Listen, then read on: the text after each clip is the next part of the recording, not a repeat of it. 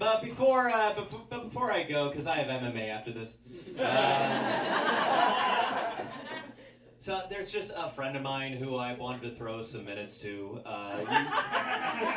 You may know her. Her name is Gabby Jordan Brown.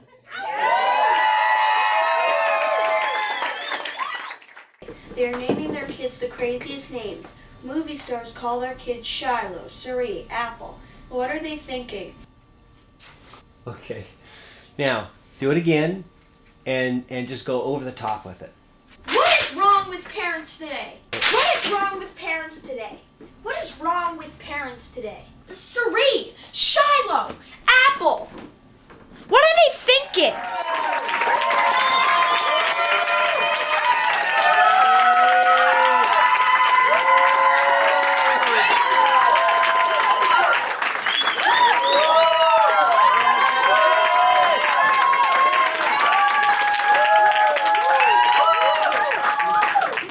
Guys, what if the set's so bad? Yeah, so you saw that was me as a kid. Now I'm 31 with gray hair. People ask me if I dye it gray. Why would I do that? Why would I do something on purpose that makes me look more like a lady cop? And if you didn't get it, check out the stance. This is how I actually move. I have gray hair and I date women, so sometimes I go to gay bars and I feel like the girls there see me as an oracle. I'm like, how are you? They're like, how do you open a 401k? Like one time I was at this bar and a girl kind of brushed past me and she said, oh, I'm so sorry. And I thought she was really cute, so I just looked at her, I said, well, why are you so sorry? And then she just looked back at me very alarmed and went, yeah, why am I sorry? Why am I always saying I'm sorry? And then she left the bar. I was trying to hook up with her. Instead, I changed the course of her life forever. I was trying to say, I love you. She heard women apologize too much. I don't know what to do with my hair. Like, I don't like getting my hair cut because in order to know what you want at the hair salon, you have to know what you don't want. In order to know what you don't want, you have to be a cruel bitch who thinks other people are ugly. Like, why do we go to the salon and show them a photo of a celebrity whose hair we like? Why don't we go to the salon with photos of 5 bitches whose hair we do not like? And say, don't make it like this. I'm an ally in most of my life, but at the hair salon, it's all slurs. I'm like, don't make me look like some cum rag whore. Don't cut it so short I'm like a septum-piercing barista. I love those people. What am I even talking about? Sometimes I hate my hair so much I want to cut it all off, but I don't want to like be the butch girl with no hair. I just don't want hair. Cause like, I feel like sometimes when a woman cuts off all her hair, ironically her whole brand becomes more about hair. You know, you're no hair, but you're all hair. Obviously, I thought of this on mushrooms. I realized on mushrooms that I just want it like a little bit shorter, which that is such a doing mushrooms in your 30s thought. I saw God, and at the end I was like, I think I want a bob.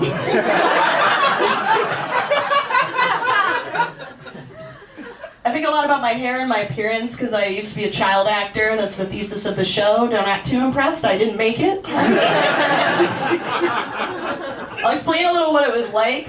I used to get the script sent to my mom that I would memorize, and the roles for children in TV and commercials very limited. You know, it was either commercials that my part was like, but mother, why can't we sign up for AT&T?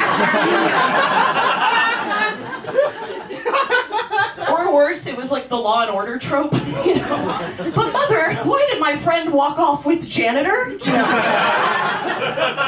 It's most of the episodes, actually. Yeah, it was kind of a beautiful opportunity, but at times it was very hard. Like, if you've ever been an actor, you know you go into these waiting rooms with a bunch of people who look exactly like you, and then you go read these parts in front of like disaffected 40-year-old men, and you might not even get the role. And ultimately, I just don't know if that's what kids want to do. Most kids want to put rocks in their mouths, not audition for The Sopranos. I did audition for The Sopranos once. You guys familiar? HBO's The Sopranos. Can I tell you a silly joke about auditioning for HBO's The Sopranos? Yeah. Silly joke. Okay, so I didn't get the part I auditioned for because they told me I didn't seem ethnic enough. I know, even with the Japanese accent.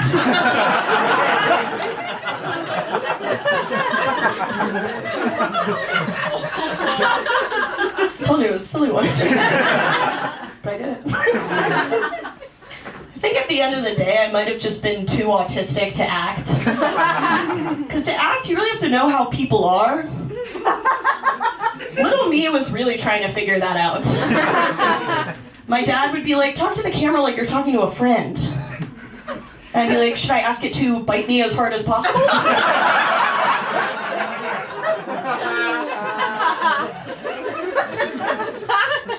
I don't know if I have autism. I do have ADHD. Anyone else? Yeah. Whoa. They're stimming. I was diagnosed with ADHD as an adult. I was actually first diagnosed by the Chinese government. Yeah. Some people refer to it as TikTok. I got really addicted to TikTok. It was to the point where, so there's a lot of videos on TikTok that tell you you have ADHD or autism, but I think TikTok is the first platform where you'll see those videos on a thing that is actively making them worse. You know, I'll get a video that's like, signs you may be exhibiting attention hyperactivity. I'm like, boring. I want to watch a gay guy sing Wicked.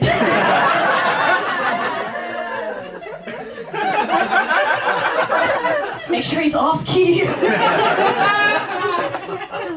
Sometimes people will ask me, how do you know you had ADHD if you were never diagnosed as a kid? And my answer to that is, we don't need diagnoses to know we have stuff. Like, my uncle smokes 8 hash pipes a day and sits alone in his room. I don't need a diagnosis to know that guy's kind of depressed.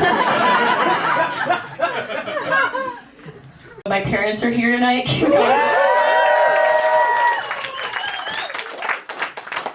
I love them very much. They're amazing people. They both came from pretty humble backgrounds to give my sister and I a really good life, especially my dad. He grew up in sort of like you'd call it white trash area. No offense. No offense, it's true.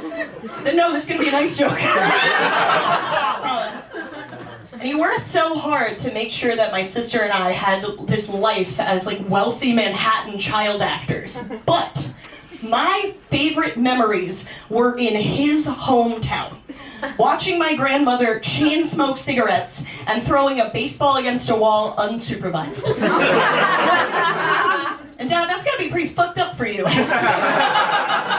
Clawing your way out of poverty only to raise a white trash daughter? Hey kid, you want to go to a Broadway show? No, I want to eat KFC in an abandoned parking lot. I talked about baseball earlier, so my softball team is here tonight. Very cool. Some of you guys know, last year I was severely injured at a softball game to the point where I lost a tooth. It did feel a little like God punishing me for that whole lesbian thing. Which, by the way, I just want to say, it's a stereotype that softball players are lesbians. It's a stereotype. I don't even play with that many lesbians. It's all coders and Dominicans. Don't tell me there are Dominican lesbians, because if there were, I would know that.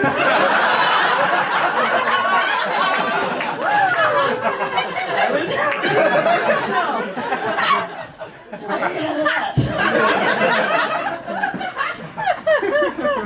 I got sick of telling people the truth about how I got injured, so I just started making shit up.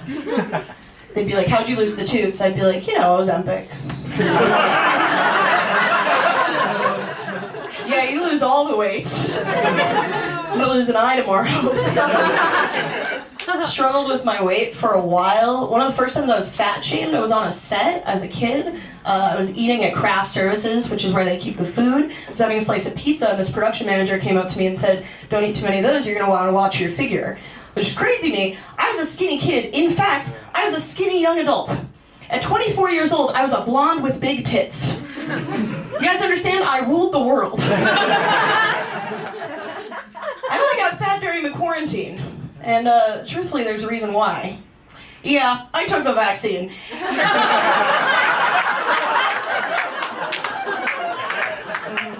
Nobody tells you that's what's in it. It's a butter base. It's a butter based product. That's why RFK hates it so much. They say you gain a lot of weight in relationships. I was in a lot of relationships in my 20s. Maybe that's what happened. Too many bitches. My mom's like, "Why are you fat now?" I'm like, "'Cause I'm a cat." I do hate when people use like losing weight as like a flex during a breakup. As I remember, one of my first breakups was I was 19 and I was dating this guy I went to college with, and I decided to end things with him because I wanted to try dating women. But we still lived in the same dorm building. So the way he coped with this is he started working out in public. Yeah, like we were in jail. And he just looked so miserable doing it all the time. Like sometimes he would like punch the air. It was really bizarre. And this was around the time I started smoking a ton of weed, so I was getting really fat, but boy did I look happy about it.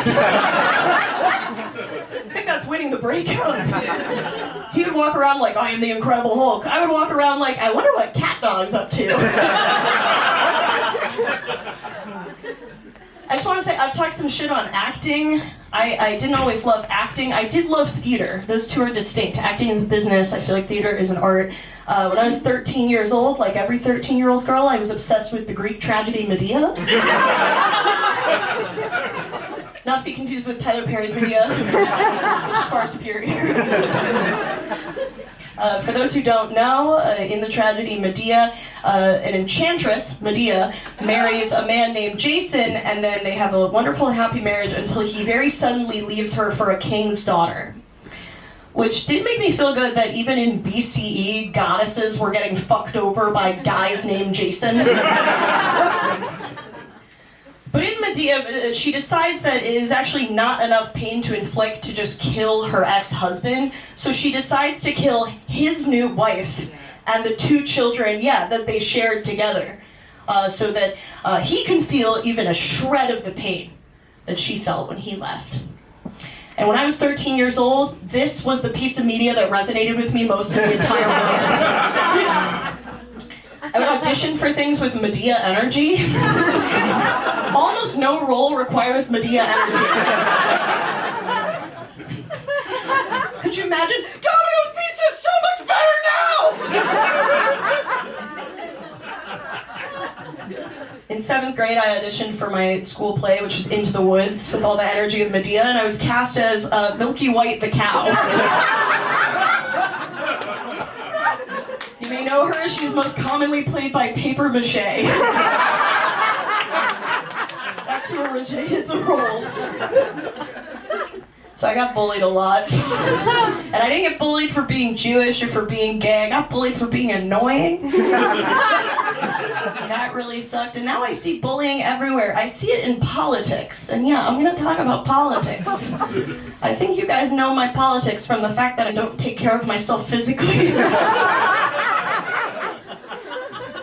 But I'm a big-time lib, and something that's crazy to me is like so many rights are being torn down. Fundamental rights, fundamental things, all because conservatives just think liberals are kind of annoying. The punishment there doesn't fit the crime.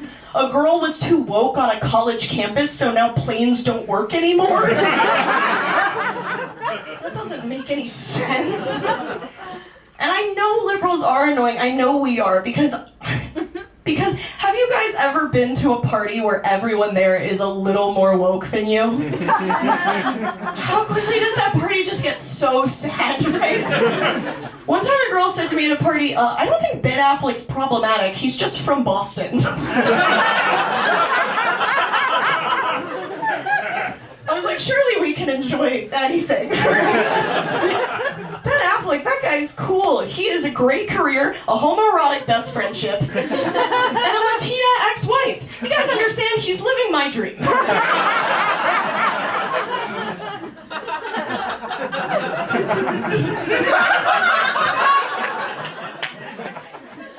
Sometimes people hear this joke and they rightfully say, perhaps rightfully, they say, Gabby, I'm not a liberal, I'm a leftist.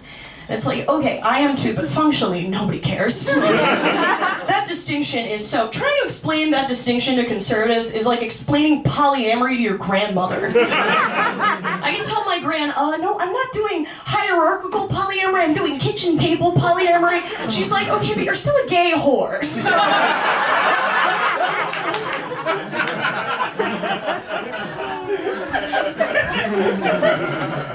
You ever watch your bullies be nice to someone else? One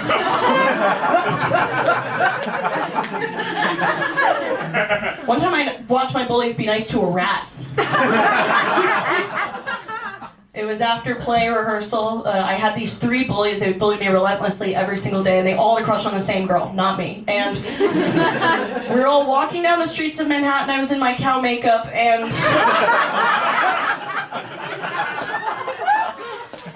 we stop because we see a rat that's dying in New York City, in Manhattan. Who cares, right? But the girl starts like sobbing. She's like crying so hard that this rat is dying. And then I watched my 3 bullies look at her, look at the rat, look at each other, and then say, I think we can save this rat's life. That's what they tried to do. They got a paper plate from a pizza shop and scooped it up. Like, I think the rat wanted to die. That's what I think. I can't imagine a worse way to go, being carried on a paper plate by an 8th grader with a boner. Their plan was they were going to take this plated rat and drop it off at a pet shop. Which is crazy because that's distinctly not a vet. Petco employees can't save rats. They can't even save themselves from the opioid crisis.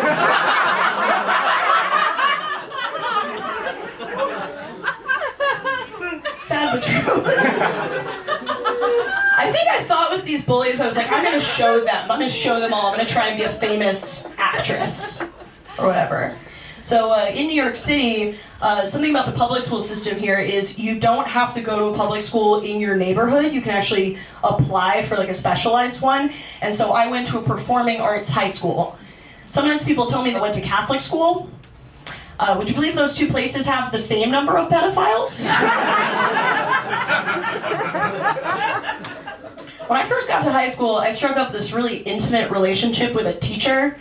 He used to complain to me about his wife.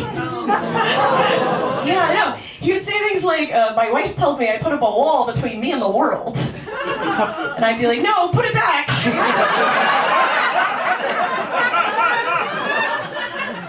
Build the wall. The high school I went to is called LaGuardia. Why are you wooing? I just said a pedophile thing. I'm gonna put you on a list. So, I mean, it's a much beloved place, and I do think it was a cool opportunity. Basically, I took normal classes in the day and then acting classes in the afternoon, but I didn't have a great experience there, and a lot of it was because of the creepy teachers. And so basically the big alum there is Timothy Chalamet. He got really famous out of LaGuardia, but most of us don't become Timothy Chalamet. Some of us do this. I spend most of my nights yelling at strangers in basements. So sometimes people will be like, you're just bitter that you didn't get famous, and now you go on stage and call all your old teachers pedophiles. And I want you guys to know that's totally true.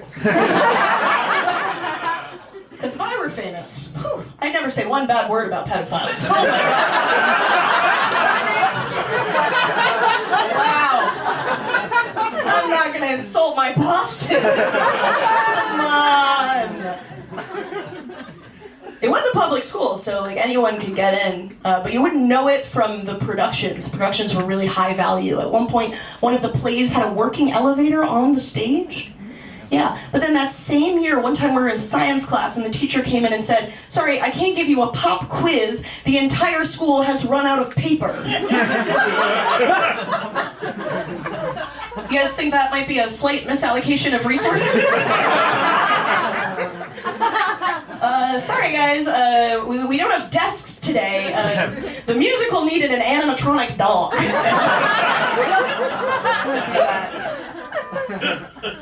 Something else about the school, we didn't have gym, we had dance.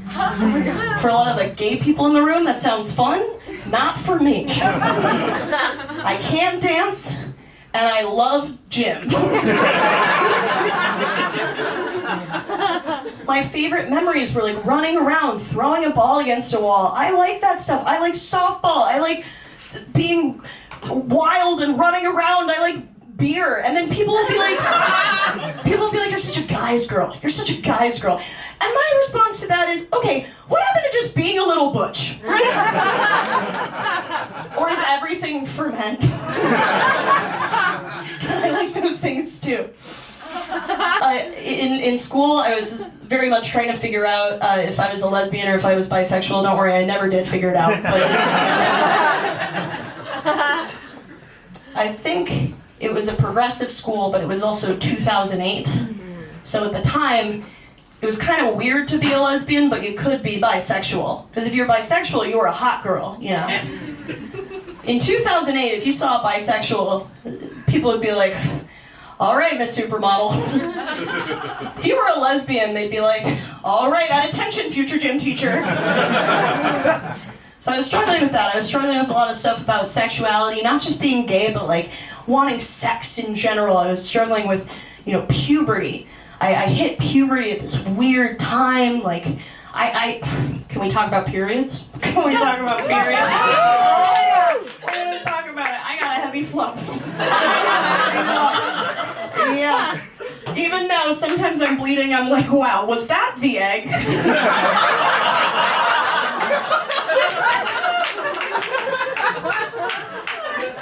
Did I just hatch? In high school, though, it was hard for me to experience any sexual desire. I think part of that related to acting. Acting is you have to make the perfect facial expressions, you have to be the perfect weight, so I was conscious of my body all the time. And on top of that, I was depressed. I can't masturbate when I'm depressed. Even now, I can't use my thoughts because they just get too sad. I'll be in bed yeah, I'm going down on her. Maybe for the last time.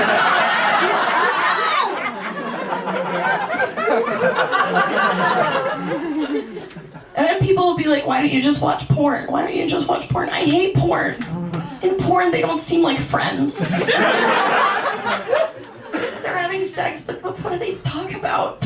I like camaraderie, One time I was watching two girls have sex, it was doing nothing for me, nothing. And then the webcam broke, and they stopped fucking and started troubleshooting.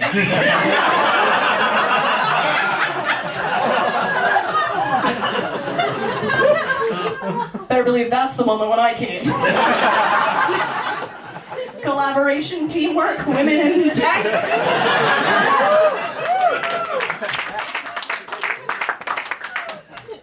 Hard to talk about this stuff. One time my dad was in my room with me and he saw a vibrator on my shelf and not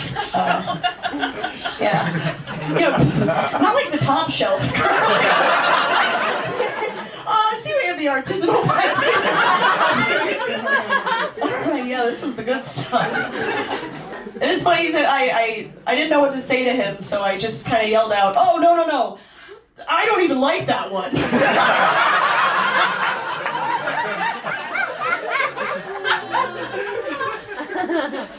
I was depressed, And towards the end of high school, that was still true. And I was having a really hard time. I just felt fucking homicidal. I wanted to burn it all down. Yeah, I felt like Medea. And then I went to college, and I decided to quit acting. And that was like a really hard decision for me, because that had basically been my dream for so long. But then luckily in college, I discovered my true passion. Not comedy. Smoking weed with my friends. You guys know the movie High School Musical? Yeah. That's a movie about a teen boy who wants to play basketball and sing, but his dad just wants him to play basketball. That's the whole movie. Kind of a thin premise, don't you think? That movie should have been about me when I told my parents, Mom, Dad, I don't want to act anymore. I want to dedicate my life to building bongs out of apples. It was so cool, like, in my adult life, I realized I didn't have to act anymore. I was allowed to make mistakes. And I did. I made many mistakes. I hooked up with my male best friend, not Lucas.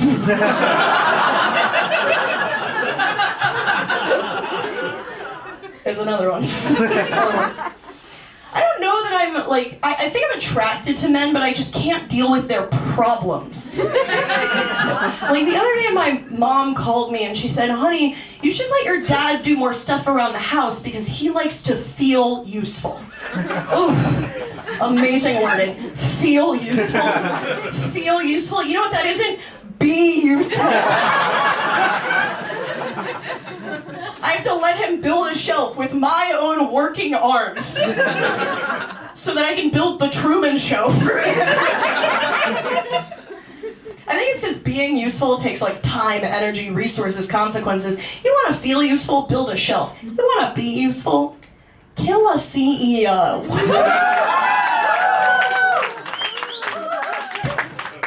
He's on trial today, by the way. And which is kind of funny to me because, like, he definitely did it.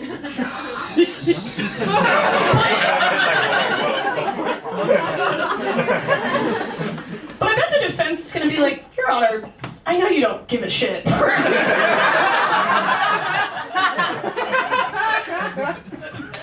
I remember when this thing went south with my guy best friend, it was because I really liked him a lot and I respected him as a person, but like he had this bitterness, this anger, this rage, and it wore on me constantly. It just wore on me, so I ended things with him, but it was like really difficult to do. And then I realized I was still following his sister on Instagram. So I opened her story and she's posted a photo of him as a little boy. And in the photo, he didn't look angry, he looked happy. And I took a screenshot of the photo, and I stared at it all night long. So actually, maybe I'm the pedophile.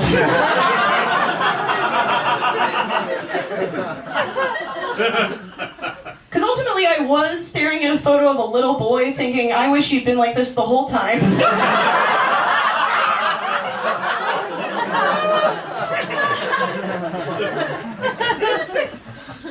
I think women get called beautiful a lot, but men don't get called beautiful. You guys get called hot, or worse, handsome. Oh, terrible word. That's not a person, that's a cat with a bow tie on.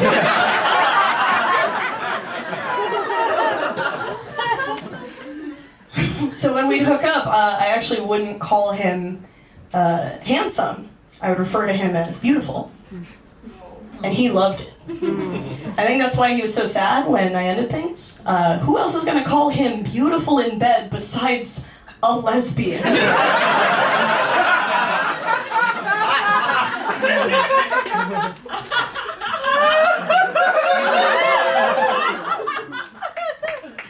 I don't love to make mistakes.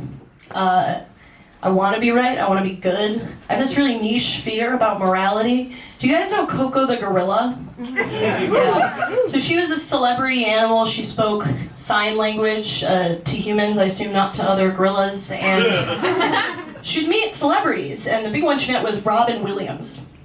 And after they met, her owner said, so how was Robin? And she signed, he is a pure soul. And that's beautiful, right? But now I have this fear. What if I met Koko the Gorilla? Went in all excited. And we just didn't fucking vibe. animal. We know Robin Williams to be a good person. We know animals to mostly be good. That makes Koko the closest thing we have to a god. But what if that's not true? What if Koko's the bitch? You know? What if she's homophobic? You ever think about that? I'm like, hey Koko. She's like, shut up, dyke. I'm like, whoa! Her owner's like, no, she's saying I love you.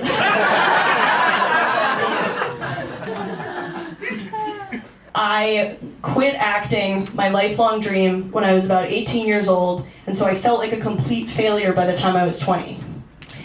And then I made friends, and I ate whatever I wanted, and I didn't care. Even when it made me fat, I didn't care. And now I have dreams still, but my big dream is just to be happy. And that would be the end of the show, but I just have one joke I've been working on for a very long time.